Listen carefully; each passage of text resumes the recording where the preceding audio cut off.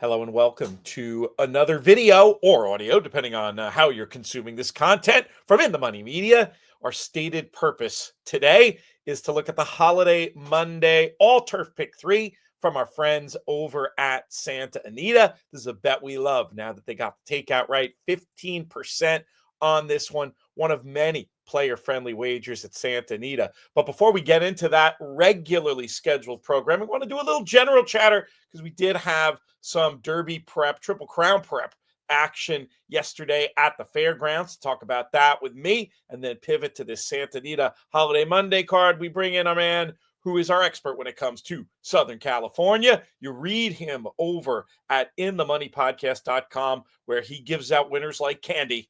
He's Dean Keppler. Dean, how are things? Pete, how you doing? It's good to get back with you this morning. How are Let's things? talk. Let's talk. Oh, things are good, man. Let's talk about that Risen Star. Woke up this morning to, it was a visually awesome performance. Had no idea what to expect in terms of the figure. Seemed like a race where, one horse really showed up. Some others notably didn't. But it turns out it's a 109 buyer speed figure for magnitude. What do you think of this performance? And do you think this figure's legit? You know what? There was some talk about there being somewhat of a bias there, but bias aside, if that's the road you want to go down, I mean, how often do you see a horse that over 40-1 win like that? I mean, he kicked it in and was drawing off at the end like a really good thing, and I'm just really curious to see his next race and see. I want to see if this thing was a mirage or it was something that was legitimate. But he certainly looked good. I mean, geez, it was impressive. Right. It's not like Yeah. this is some, no-name connection sneaking one in here. Steve Yeah. Asmussen, winningest trainer, ever, calling the shots. Ben Curtis in the irons. It was awesome. I mean, I thought he had a little tiny bit of a sneaky look on paper, but I wasn't smart enough to put him in the official picks or anything. But it will be interesting to see what the Louisiana Derby holds for this one. I think that's a fair point about the bias. We'll talk about this race a lot more during the week. We're going to have Nick Tamro on for our usual early week recap, and he hasn't said yes yet, so I'm just gonna say we have a special guest planned to interrogate this figure with us midweek. Best way to make sure that you do not miss out on any of our YouTube exclusive content is to subscribe to that channel. Click that notification bell as well. And also, we encourage you to frequently go over to inthemoneypodcast.com for free tips and analysis from the likes of Dean pretty much every racing day. So there's a lot of good stuff going on here at In the Money Media. Let's go on to this All Turf Pick 3 for Santa Anita and this fun Holiday Monday card. We're going to start off talking about race number 6. Dean, what numbers are going to be on your tickets to start this bet? Yeah, Pete, I'm going to try to get out of this race with two horses, somewhat of the obvious ones, but the one is 9-2 Morning Line. That's my top pick here is Caribbean King. Whenever his last two out of three races here, finished the game third on January 16th. But that was after breaking through the gate pre-race, which is, as everyone knows, that usually takes a lot out of a horse. And he ran on well there. He grabbed the lead at the top of the stretch, faded to third. He's proven he can win from the rail, which is I think is huge in here.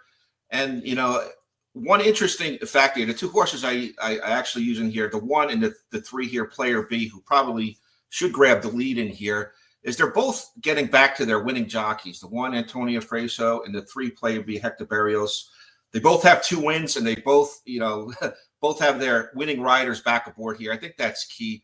So I'm going to try to escape here with the 1-3. If you want to go a little bit stretch on a ticket, perhaps to 8 Rexford. I don't really love the post. But he's been in the money 7 out of 8 times for the model here.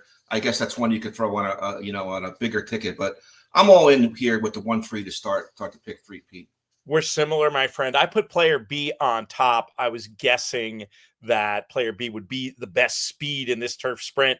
It just looks like an excellent candidate for this slight turn back in distance as well. I came up with a different one as an alternative to potentially run him down. I tried that strategy of I'm going to take the best speed and then I'm going to take the horse that I think is most likely to get him if I'm wrong about the top pick. I came up with Schwartzmeyer, the 6 runner. looks like a good claim for Peter Urton after he improved on turf and won so easily last time. Should get a good trip in behind the speed here today. I'm going to take another long look at your Caribbean King as well. I thought that was a cogent case you made for that one. So I might end up playing 3 runners to start this off. But as far as my official picks, which we send out to anybody who subscribes to our In the Money Plus service, going to be 3 and 6 for me. For Dean, 1-3 with maybe a little bit of the 8 mixed in there as well. Speaking of 8s, let's go to race number 8. 3-year-old Calbred Allowance. We're going 6.5 on the turf for this optional, this allowance optional claimer. I'm pretty dull here, Dean, so I'll go straight away. I think this horse will be a significant favorite. The 4, Cali Cat, has a lot of angles. I thought that the added ground in this spot would be helpful. Horse ran down Frank Bullitt last time, and this pace might be even faster. You know, sometimes when you see speed drawn way down to the inside and to the outside, those runners sort of have no choice but to use a little bit of early gas to get into position. Pace could really heat up. Cali Cat could benefit.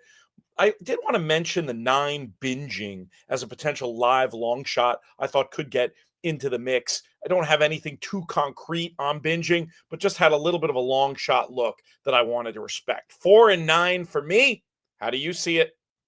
Yeah, Pete, I think the key to this race, as you mentioned at the start here, I think it's going to be a wickedly quick pace, which it's going to fall into the hands, I think, of the 4 Cali Cat with Pratt. Really a great race there. Just came up a tad short, makes his second start off the bench here. I think he's going to be tough. I'm going to probably key this pick 3 around this horse as a single in here. I like the fact, too, that he came back with a sharp 5 furlongs at 59-2 on February 9th, indicating this horse is on his toes. I think he's only going to move forward off that effort. I think he's going to get a live pace to run into. Some horses maybe behind. King of Dragons, nothing really fancy there, but he gets some class relief, gets lay 6, and he's shortening up to the 6.5 furlongs after a series of turf route events. I think that's key there. And my bomb in here is the number 7. I may throw on a backup ticket. Gets lay 6. He's lightly raced here. Hasn't been out in a couple months, but I think he's he finished a trouble trip 8th the last time you saw him at Del Mar here. Gets a class drop, and the key here is the fact that he was a maiden winner over this course 2 back. It's going to be a big price, 20-1, so maybe on a backup ticket there. But I think this all goes through Cali Cat here, and I wouldn't with fans that are going to actually single this horse, I wouldn't talk him off. And I think it's there's a single in this sequence. It's probably the 4 here.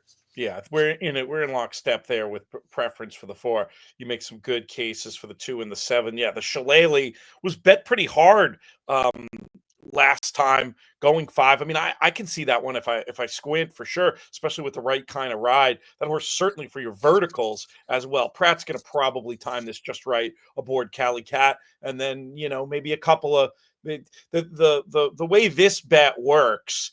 It's you don't want to overspread, but you can still be strategic in hitting Cali Cat multiple times and then maybe having a single backup line with those long shots, or leveraging your opinion by betting those long shots in other pools. And I think both of them are going to be prices where you can bet to win in this all turf pick 3. Let's go to race number 10. The nightcap pays off all the late picks at Santa Anita. There's a bunch of special wagers that you can get involved in, that late double with the reduced juice, elevated minimum, as well as just a pick 3 on the last 3 races. So there's a chance you build some equity by being alive in this turf pick 3, and then you have another cool low takeout bet you can play, maybe to utilize some of that leverage. A lot of ways you can go, a lot of player friendly options from our friends at Santa. But the key thing is, if you want to get paid, you got to have the winner of this last race. Who's it going to be, Dean? Pete, I'm going to go on a limb here and take a little bit of a price. And Sabretooth 8 is going to get a ton of money in here, and justifiably so. He's been on the board 6 or 7 times. He's one of those horses that gets bet. It just can't seem to break through here. He's already faced great at state competition where he ran well. But to me, I'm going to go with the lightly raced Fix It Quick here. The 2, I love his post. I love the fact that he's going 2 sprints to a route. Top and bottom here looks like distance pedigree to me. I love Hector Barrios. I think he's one of the top grass riders out in California right now. He's really transitioned well there. I think he's going to get a great trip in here. I think we might get every bit of that 5 to 6 to 1 morning line. So I'm going to go on a little bit of a limb here, try to beat the 8. That's like I said, burned a lot of money, had a lot of opportunities.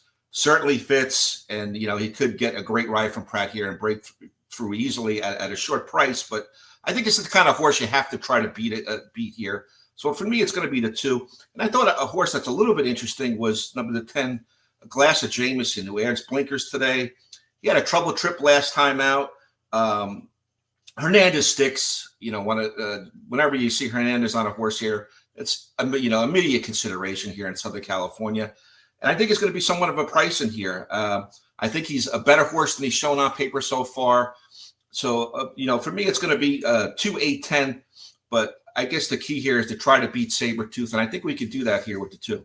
Yeah, more of a defensive use for me, Sabretooth as well. I mean, it's that race 2 back that gives me pause. At 40 cents on the dollar with a setup, still gets out finished. So that Sabretooth gives the vibe of one that gets there and thinks he's done enough. And I know he's been racing against better. Look, I'm not going to be hardcore trying to beat him like you. I have second in my picks, but I wanted to get cute. And the one I'm going to get cute with is number 3, Got Soul. Second time off the layoff. I thought was against the flow in that race last time sprinting. And that could have just been a prep for the mile anyway. Looking at this one's blood, another pedigree, I feel like you can make a pretty solid case that he's going to go a mile. So the Sir Prancelots will go a mile.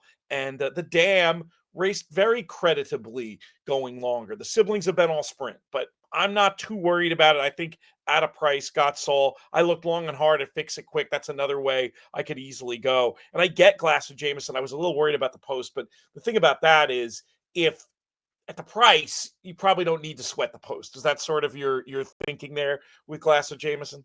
Yeah, I mean, if there's a guy that could work out a trip, it certainly is Juan Hernandez there. Yes. So, it's tough. It's tough to win from post 10 going a mile on this track, but I've seen it done before, and he certainly has the jock for it. Yeah, the jock and again the price. It's Yep. When you get the shorter horses out there, that's when I might downgrade a bit more. Or Absolutely. But there's no the longer the price, the less you have to quibble about these other factors when you're studying the form. Dean, great stuff from you as always. We'll read you every racing day at Santa Anita over at inthemoneypodcast.com, and look forward to bringing you back. Presumably, if the weather cooperates, we'll do something for this coming Friday, as we've been doing. But good to have you here on this holiday Monday. Special content on In the Money Media. Thanks, Pete. Great to be here.